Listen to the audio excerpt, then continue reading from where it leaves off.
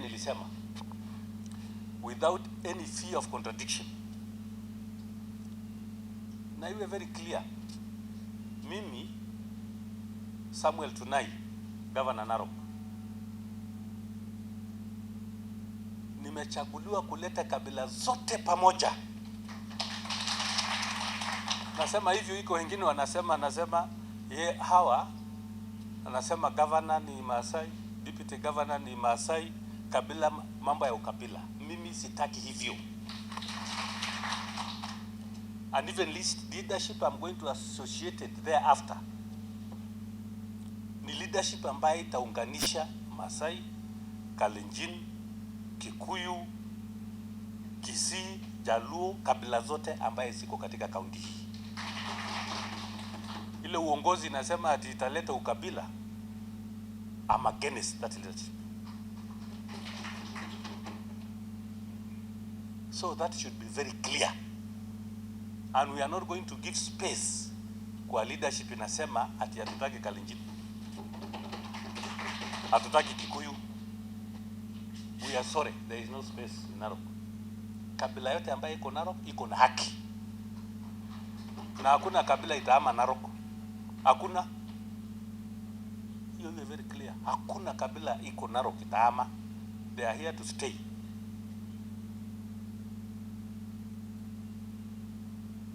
Na hakuna mtu anaenda kuomba mtu aishi Narok. Of course, I had my own plans as a governor. Nimeenda my 2 terms under the constitution. Iko is very clear.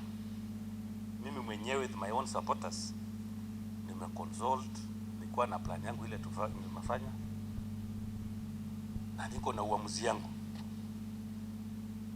Ile kiti ambaye tu sijaamua ile kutafuta, pengine president, deputy president na women rep, kwa sababu ni akina mama. Lakini naita watu nitangaza ile kiti ambaye nitaenda for, na hata nitatafuta hiyo kiti ndio nipinge hiyo watu ambaye anakuja kusema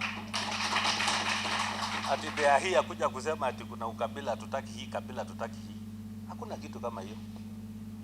This county ni ya kabila zote ambaye wanaishi katika county hii. Hakuna mtu, there is no apology to make. There is no apology to make about that. No way. There is no apology to make about it.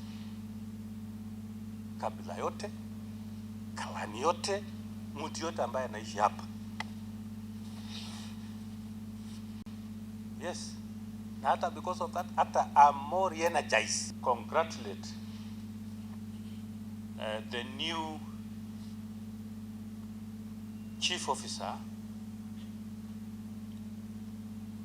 ICT and e-government,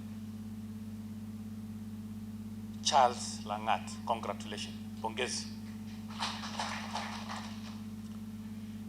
As you have all heard, he has undergone a process from the Public Service Board when the job was advertised, and he went through. Then the name was sent to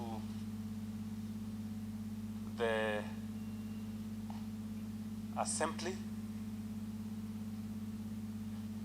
which is chaired by the Speaker, the Committee of Appointments. You have heard that they were interviewed and he was successful.